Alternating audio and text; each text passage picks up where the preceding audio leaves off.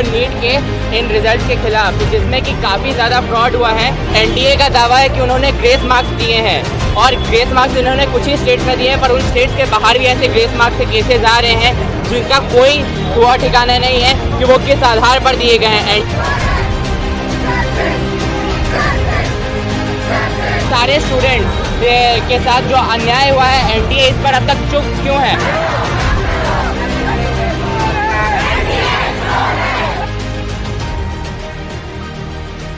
NEET परीक्षाओं को लेकर देश भर में बवाल मचा हुआ है। कई जगहों पर नीट रिजल्ट आने के बाद अभ्यर्थी प्रदर्शन कर रहे हैं तो कईयों ने आत्महत्या कर ली। वहीं कुछ ने इस मामले में हाई कोर्ट और सुप्रीम कोर्ट का दरवाजा खटखटाया है, मगर सवाल यह है कि आखिर कब तक बच्चों के भविष्य के साथ खिलवाड़ होगा। नीट परीक्षा को लेकर जिस तरह पूरे देश में हंगामा मचा है, उसे देखकर ये सवाल उठने लगे हैं कि क्या नीट यूजी परीक्षा के नतीजे रद्द किए जाएंगे और नीट यूजी की परीक्षा एक बार फिर से कराई जाएगी। बता दें कि जब मई में नीट यूजी के पेपर हो रहे थे, उस वक्त भी कई जगहों पर पेपर लीक की सूचनाएं आई थी। तब भी तमाम अभ्यर्थियों ने इसे कैंसिल करने और दोबारा पेपर कराने की मांग की थी, लेकिन उस समय भी इस पर कोई भी कार्यवाही नहीं हुई। और अब जब रिजल्ट आ गया है तो एक बार फिर से ये मामला गर्म हो चुका है।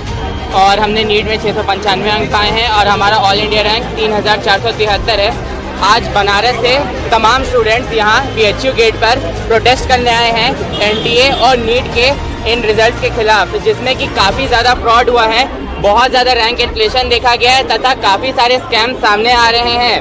कुछ लोगों को 718, 719 अंक भी आए हैं। एनटीए का दावा है कि उन्होंने ग्रेस मार्क्स दिए हैं और ग्रेस मार्क्स उन्होंने कुछ ही स्टेट्स में दिए हैं, पर उन स्टेट्स के बाहर भी ऐसे ग्रेस मार्क्स के केसेज आ रहे हैं जिनका कोई हुआ ठिकाना नहीं है। हालांकि इस पर अब तक स्थिति स्पष्ट नहीं हो सकी है। समझाते हैं कि पूरा मामला क्या है। दरअसल वर्ष 2024 नीट की परीक्षा में लगभग 24 लाख बच्चे शामिल हुए थे। इनमें से 13 लाख से अधिक पास हुए। इनमें से खास बात यह है कि कईयों को 67 बच्चों को लगभग 720 में से 720 अंक मिले। वहीं कुछ बच्चों को 718 और 719 अंक मिले। इसके बाद नीट रिजल्ट को लेकर के सवाल खड़े होने लगे। तमाम लोगों ने रिजल्ट को लेकर परीक्षा कराने वाली एजेंसी एनटीए को भी कटघरे में खड़ा कर दिया। हालांकि एनटीए ने अपने आरोपों पर साफ तौर पर सफाई दे दी है। उसके बाद भी कुछ अभ्यर्थियों ने मध्य प्रदेश हाईकोर्ट में नीट के रिजल्ट्स को लेकर याचिका दायर की है। इससे पहले जब नीट की परीक्षाएं 5 मई 2024 को हुई थी, तब भी लगातार पेपर लीक को लेकर के मुद्दे उठे थे। उस वक्त भी राजस्थान के एक परीक्षा केंद्र पर यूजी पेपर लीक की खबर सामने आई थी, जिसके बाद नीट यूजी परीक्षाओं के पेपर लीक का हवाला देते हुए कुछ उम्मीदवारों ने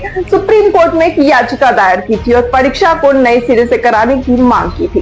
सुप्रीम कोर्ट ने जुलाई में सुनवाई करने की बात कही थी। अब तक नीट का रिजल्ट आ चुका है तो मध्य प्रदेश हाईकोर्ट में कुछ अभ्यर्थियों ने इसको लेकर भी याचिका दायर की है।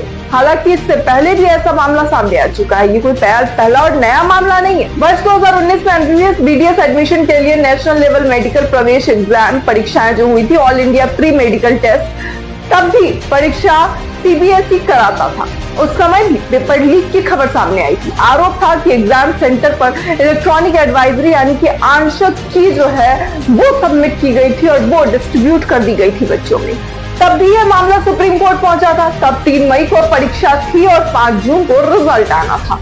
कोर्ट ने 15 जून को दिए अपने फैसले में कहा था कि मेडिकल एंट्रेंस एग्जाम्स कैंसिल किए जाएं और परीक्षा 4 हफ्ते में दोबारा ली जाए। अब इस बार कोर्ट का क्या फैसला होता है ये तो आने वाला वक्त बताएगा, लेकिन इस बार परीक्षा कैंसिल जैसी कोई बात नजर नहीं आ रही है अब तक।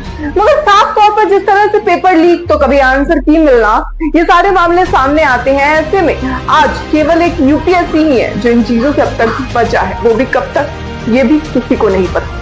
सरकार को इस पर सख्त से सख्त कदम उठाना चाहिए, ये आवश्यक है और अनिवार्य भी है। इसे लेकर आपकी क्या राय है? अपनी राय कमेंट बॉक्स में जरूर बताएं। और ये मामला कोई आम मामला नहीं है, ये मामला युवाओं के जीवन से जुड़ा है, क्योंकि जब रिजल्ट आए उसके बाद जो वीडियो सामने आई और बच्ची जिस तरह से अपने बालकनी से कूद गई हॉस्टल से, वो साफ तौर पर ये दिखाता है कि जीवन और मरण जो है वो इस रिजल्ट पर बच्चों का आश्रित होता है। ऐसे में इसे लेकर गंभीरता से सोच विचार करने की जरूरत है। और अब तीसरी बार क्योंकि सरकार आ रही है तो उम्मीद करते हैं कि पेपर लीक जैसे मामले जो है वो अब नहीं आया करेंगे। खैर, इसे लेकर आपकी जो भी राय है, अपनी राय कमेंट बॉक्स में जरूर बताएं। ऐसी तमाम खबरों के लिए देखते रहे न्यूज़ हंगर।